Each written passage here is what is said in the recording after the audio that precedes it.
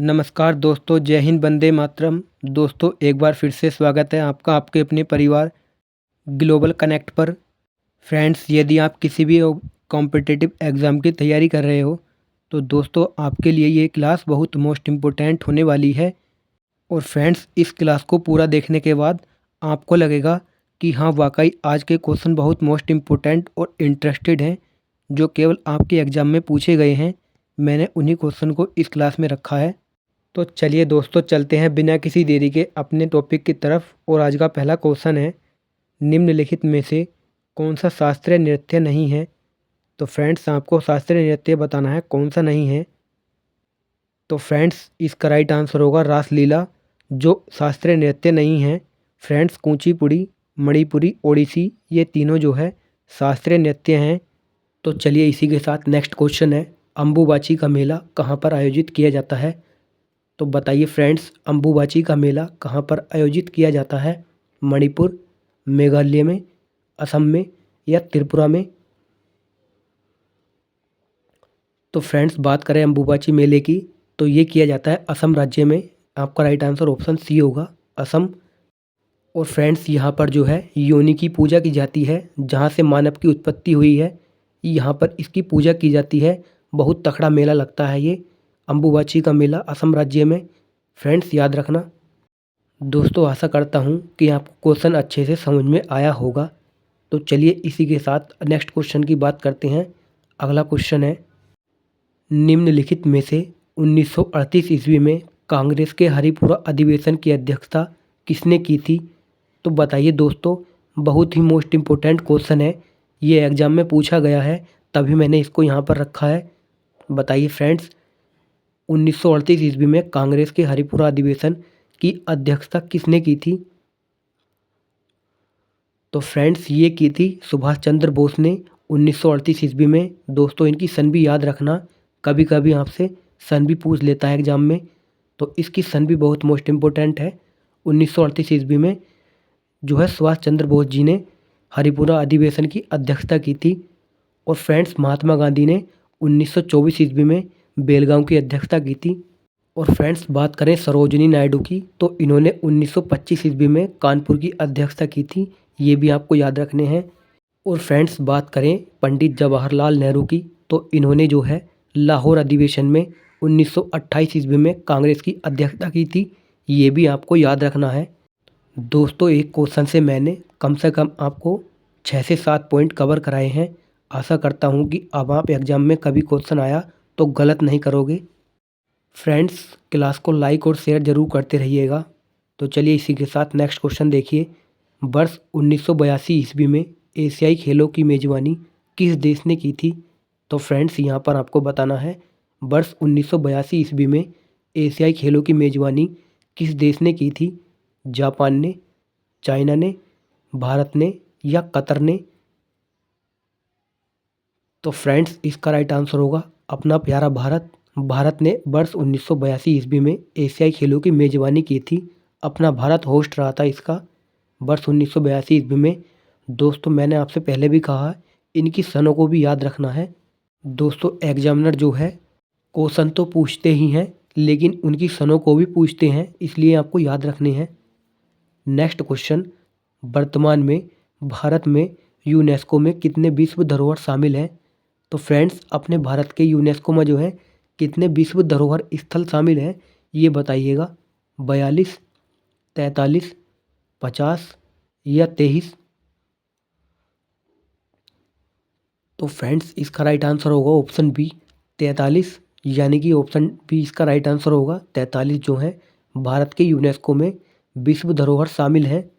और फ्रेंड्स, इसकी यूनेस्को की अभी वर्तमान में बैठक हुई है, जिसकी अध्यक्षता भारत ने की है। और फ्रेंड्स, ये भी आपको याद रखना है, ये 46वें नंबर की यूनेस्को की बैठक हुई है भारत में, नई दिल्ली में। और दोस्तों पहले जो है यूनेस्को में अपने भारत के 42 स्थल शामिल थे, लेकिन वर्तमान में जिनको बढ़ाकर 43 कर दिया है। नेक्स्ट क्वेश्चन, पेरिस ओलंपिक 2024 में भारत की कौन सी रैंक थी। तो फ्रेंड्स, पेरिस ओलंपिक 2024 में भारत की कौन सी रैंक है, ये बताइएगा। 71वीं, 62वीं, 35वीं या 50वीं। तो दोस्तों ये थी 71वीं, यानी कि ऑप्शन ए इसका राइट आंसर होगा। 71वीं रैंक है भारत की 2024 में पेरिस ओलंपिक में। और फ्रेंड्स भारत ने जो है कुल 6 पदक जीते हैं, जिसमें कि 1 सिल्वर है और 5 ब्रोंज है, यानी कि कांस्य पदक। और दोस्तों सबसे पहला पदक जो जीता था वो मनु भाकर जी ने जीता था। इन्होंने कांस्य पदक जीता था, इन्होंने 10 मीटर एयर पिस्टल में जीता था, ये भी आपको जो है याद रखना है। और फ्रेंड्स पाकिस्तान की जो है ये 62वीं रैंक है, ये भी आपको याद रखना है। और सबसे पहली रैंक जो है अमेरिका की है, जिसने 40 गोल्ड जीते हैं। और दूसरे नंबर पर चाइना है, ये भी आपको जो है याद रखना है। फ्रेंड्स पेरिस ओलंपिक 2024 में भारत के ध्वजवाहक मनु भाकर और श्रीजेश हैं, ये भी आपको जो है याद रखने हैं। दोस्तों यदि क्वेश्चन याद है तो उसको करना ज़रूर है, लेकिन गलत क्वेश्चन को कभी नहीं करना है। इसी के साथ नेक्स्ट क्वेश्चन, पहली बार शिक्षक दिवस कब मनाया गया था? तो बताइए दोस्तों, पहली बार शिक्षक दिवस कब मनाया गया था? 5 सितंबर 1962 को, 14 नवंबर 1962 को, 5 अगस्त 1982 को, या 11 जुलाई 1963 को? तो फ्रेंड्स इसका राइट आंसर होगा ऑप्शन ए 5 सितंबर 1962 ईस्वी को। और इसी वर्ष जो है भारत और चीन का भीषण युद्ध हुआ था, जिसमें भारत को बहुत बुरी हार सहनी पड़ी थी। ये भी जो है दोस्तों क्वेश्चन एग्जाम में पूछा गया है, ये भी आपको याद रखना है। और दोस्तों सर्वपल्ली राधाकृष्णन जी की यादों में ये शिक्षक दिवस मनाया जाता है, जो कि भारत के पहले उपराष्ट्रपति रहे हैं। तो दोस्तों कैसा लगा आज का सेशन? आशा करता हूँ कि आपको क्लास पसंद आई होगी। तो फ्रेंड्स इसी के साथ मेरी आपसे प्रार्थना है, क्लास को अपने दोस्तों तक ज़्यादा से ज़्यादा शेयर कीजिए, और चैनल पर नए हो तो सब्सक्राइब भी कर लेना। नेक्स्ट क्वेश्चन, हीलियम का परमाणु संख्या क्या है? तो फ्रेंड्स आपको हीलियम का परमाणु क्रमांक बताना है। हीलियम का परमाणु क्रमांक क्या है? 4, 3, 2 या 5? तो फ्रेंड्स बात करें हीलियम के परमाणु क्रमांक की, तो इसकी संख्या 2 है, आपको यह याद रखना है। दोस्तों इसका वर्णन मेंडेलीव की मूल आवर्त सारणी में मिलता है, इसकी संख्या 2 होती है। और फ्रेंड्स हीलियम एक अकेरिया गैस है।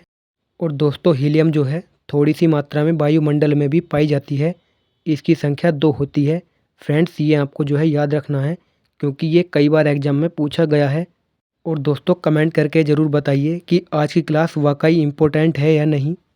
इसी के साथ नेक्स्ट क्वेश्चन, शकुंतला नाटक के लेखक कौन है?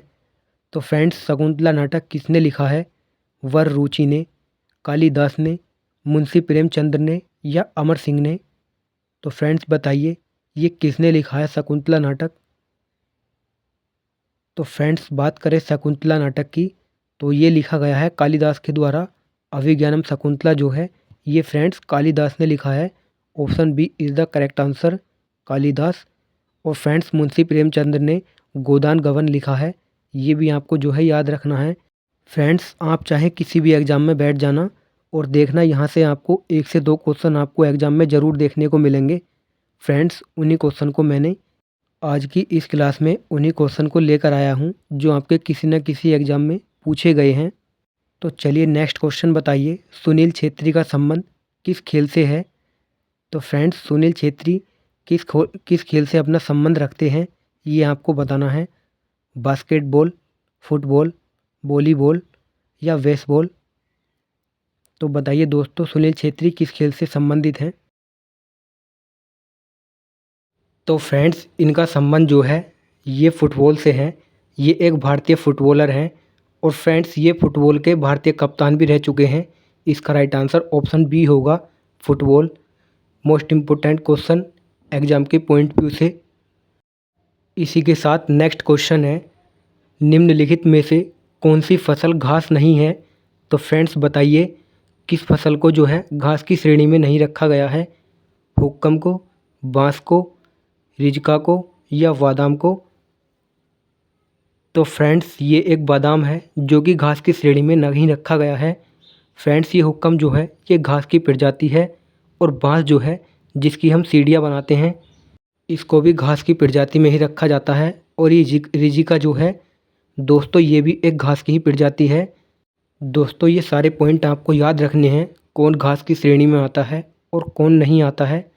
ये बादाम जो है दोस्तों ये एक मेवा है, ये घास की श्रेणी में नहीं आता है, ये पेड़ पर उगाए जाते हैं, इसलिए इसको जो है घास की श्रेणी में नहीं रखा गया है। दोस्तों जो क्लास के अंत तक रुका होगा उसने इस क्लास का महत्व जान लिया होगा, क्योंकि एग्ज़ाम में एक क्वेश्चन भी अगर याद का गलत होता है ना तो पॉइंटों से ही एग्ज़ाम में रह जाते हैं। नेक्स्ट क्वेश्चन, पानी की बूंद के रूप में नमी के स्रावित होने को क्या कहा जाता है। तो दोस्तों पानी की बूंद के रूप में नमी के स्रावित होने को क्या कहा जाता है बताइए दोस्तों। कोहरा, पाला या आर्द्रता या वृष्टि। तो फ्रेंड्स इसे कहा जाता है वृष्टि। Option D is the correct answer. पानी की बूंद के रूप में जो नमी होती है दोस्तों उसे वृष्टि कहा जाता है। ये आपको जो है याद रखना है। और दोस्तों एक क्वेश्चन आपके लिए होमवर्क है जिसका राइट आंसर आप लोग कमेंट बॉक्स में बताओगे कि पानी का पीएच मान कितना होता है। ये आपके लिए होमवर्क है, इसका राइट आंसर कमेंट बॉक्स में देना आप लोग। और फ्रेंड्स इस क्लास को जो है अपने दोस्तों तक ज़्यादा से ज़्यादा शेयर कीजिए और पसंद आए तो लाइक भी कर देना और सब्सक्राइब भी कर लेना चैनल को, जिससे कि आपको नोटिफिकेशन मिल सके अगले वीडियो का।